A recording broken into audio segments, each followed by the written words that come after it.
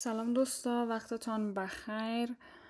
در این ویدیو میخوایم که چگونگی گرفتن پاسپورت آنلاین از کنسولگری دبی را براتان به طور بسیار ساده بگویم. بعد از اینکه وبسایت جنرال کنسولیت اف افغانستان دبی را باز میکنین، اولین چیزی که میبینین نیو پاسپورت اپلیکیشن هست. وقتی برای ازی کلیک میکنیم، اولین آپشن ما اپلای فور پاسپورت آنلاین. وقتی که ای را کلیک میکنین، بر شما یک سری راهنمایی ها میاره. اولین چیزی که اینجا گفته شده ای است که ای پاسپورت را فقط کسایی میتونن که درخواست بدن که در این مناطق خاص زندگی میکنن: اروپا، یونایتد کینگدم، یونایتد استیت، کانادا و استرالیا.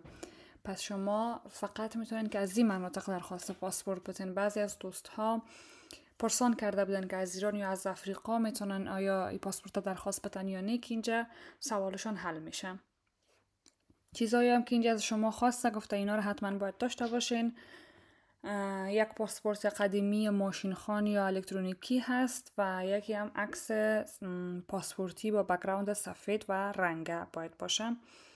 عکس رنگه با بک‌گراند سفید. اگر به اطفال زیر 7 سالتان میخواین پاسپورت بگیرین، برت سرتیفیکیت یا کارت تولد و پاسپورت ماشین خانه والدین و همچنان نکاخت والدین ضروری هست. همونطور که میبینین به زبان پشتو همین معلومات اینجا بر شما آورده شده. همونطور که پایین میریم میبینیم که 2 رقم پاسپورت میتونیم اینجا درخواست بدیم. یکی استاندارد پاسپورت است که وی آی پی پاسپورت که وی آی پی از 3 تا 5 روز کاری میرسه و استاندارد پاسپورت 3 تا 4 هفته کاری میرسه. تنها تفاوتش در هزینه هاست که کنسولت فیس یا همون هزینه کنسولی ازی 15 یورو است و از وی آی پی 25 یورو است. یعنی شما فقط میتونن با 10 یورو بیشتر در ظرف 5 روز پاسپورت آنلاینتان را بگیرین. و هزینه پاسپورت هم همونطور که میبینین اینجا بر 5 سالش 120 یورو و بر 10 سالش 220 یورو گذاشته شده. من فعلا به طریق روند اپلای پاسپورت را به صورت استاندارد میبینم که البته وی آی پیش هم همین پروسه را داره، هیچ کدام فرق نداره. اینجا انتخاب میکنم که پاسپورت را برای کی میخوایم بگیرم. من مثلا خودم را انتخاب میکنم. اگر برای کسی که از اعضای فامیلتون میخواین بگیرین، میتونین گزینه دوم را انتخاب بکنین که بالای 18 سال باشه. اگر به زیر 18 سال باشه میتونین گزینه سوم را، و اگر بر طفل تازه تولد شده تون میخواین بگیرین گزینه آخر را انتخاب بکنین. صفحه بعدی میریم و اینجا از ما خواسته که گفته شهرت مکملتون را به 2 زبان فارسی و انگلیسی به هر 2 زبان نوشته بکنین. من اینجا از خودم را نوشته میکنم.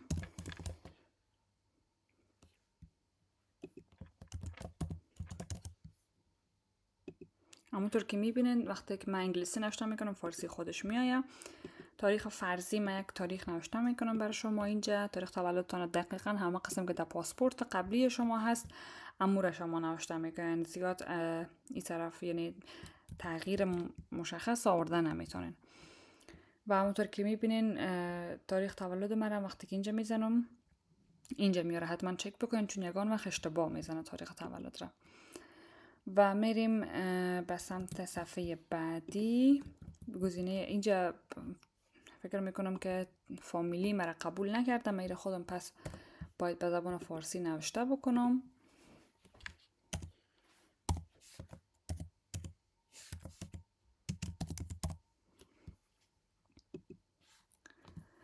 بله، محل تولد من افغانستان هست. ولایت هم چون بدخشان میگیرم اول و ولسوالیتان را انتخاب میکنین اینجا و قریه‌تان را نامش نوشته میکنین.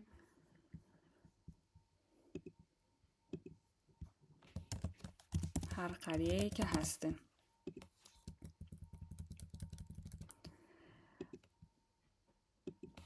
ولایت پدرکلان را انتخاب میکنین و قریه ولسوالی پدرکلان و قریه پدرکلان.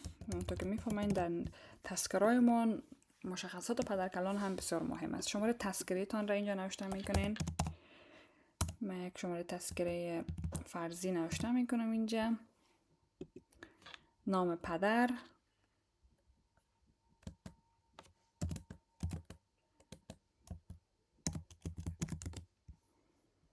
نام پدرکلان،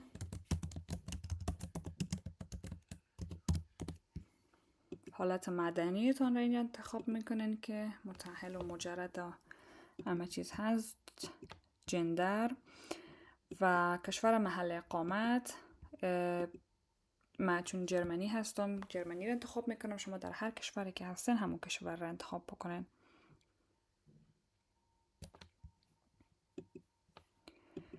اگر تابعیت دیگه دارین که ما معمولا نداریم، میره خالی میمونم. رنگ چشم، هر چیزی که در تذکره‌تان هست نوشته بکنین بهتر هست، و رنگ موها اینجا. قد معمولا در پاسپورت مشخص شده، و اگر علائم دیگه هم دارین مشخصا میخواین نوشته بکنین اینجا نوشته میکنین. انتخابی است، میتونین هم نوشتن نکنین. میریم صفحه بعد، ایمیل آدرس تان نوشته میکنین.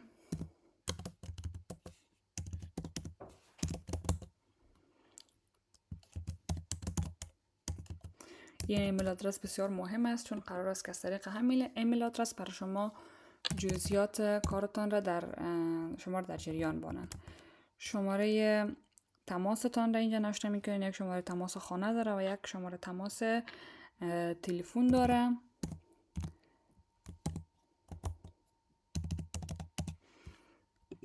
که هر دویش را باید پر بکنین. من هر دویش را شماره تماس تلفن میزنم چون شماره تماس خانه ندارم. و آدرس قبلی، یک آدرس قبلی هم از شما خواسته که نوشته بکنین. اگر هم نخواستین هیچ مشکل نیست، ولی اینجا چون آپشنل نیست باید یک آدرس قبلی هم نوشته بکنین. یعنی بسیار مهم نیستی، مثلا فقط چون دستان خواسته یک جای نوشته بکنین. آدرس فعلیتان، اول کشور محل اقامت را انتخاب میکنین که من دوباره همون جرمنی را انتخاب میکنم.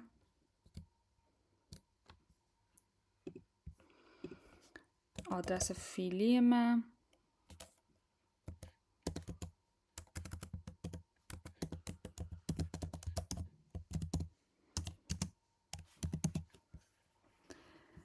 لاین دوم اگه آدرستون داره یا نوشته میکنین. از من چون ندارم اسکیپ میکنم اینجا. شهری که دایش هستین و منطقه که دایش زندگی میکنین را هم باید اینجا نوشته بکنین و کد پستی شما.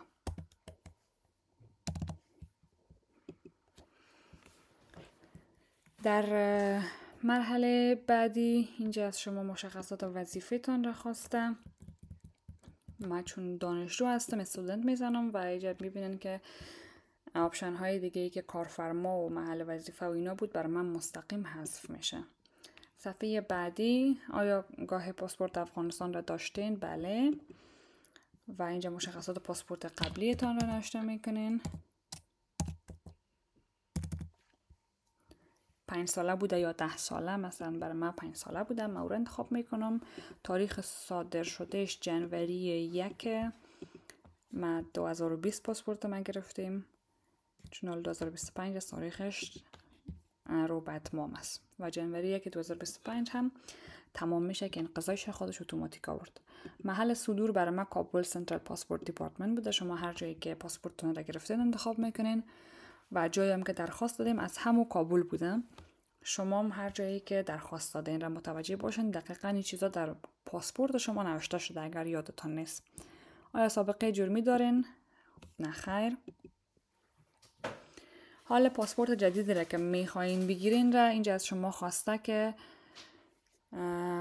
مشخصاتش را بگوین. 5 ساله میخواین یا 10 ساله؟ من 5 ساله را میخوایم. گفته اگر ریمارک دارین یا چیزی میخواین بگوین در مورد اپلیکیشن تان بگوین. که من چون چیز خاصی ندارم نوشته میکنم نو ریمارکس. اگر شما مثلا تاریخ پاسپورتتان تمام شده یا اگر تمدیدی داره پاسپورتتان، اینجا یک منشن بکنین که من پاسپورتم تمدید شده و صفحه تمدیدی رو هم میتونین که در بخش مدارک دوباره بارگذاری بکنین. اینجا شرایط هم و اسنادی رو هم که باید اپلود بکنین را براتون گفته. عکس و اسناد و ایایتان را به صورت PDF وارد بکنین. عکس را هم گفته که عکس استودیویی باشه و بک‌گراندش سفید باشه و باید همونطور یعنی هیچ کدام خیرگی نداشته باشه و صاف باشه. اگر موبایل با کیفیت دارین میتونین که همراه موبایل خودتان عکس بگیرین و از طریق وبسایت های آنلاین پشت بک‌گراندش سفید بکنین، ولی متوجه باشین که عکستان استانداردهایی را که میگه رعایت کرده باشه. اینجا عکس را اپلود میکنین. در این قسمت من عکس خود را از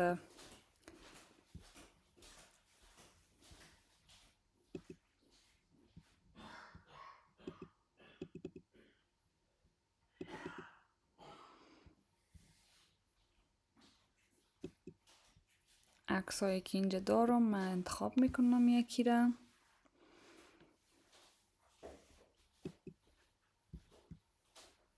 عکس خودتان هر شما انتخاب بکنین. من اینجا یک عکسی که داشتم همون رو انتخاب کردم. صفحه اول تذکره.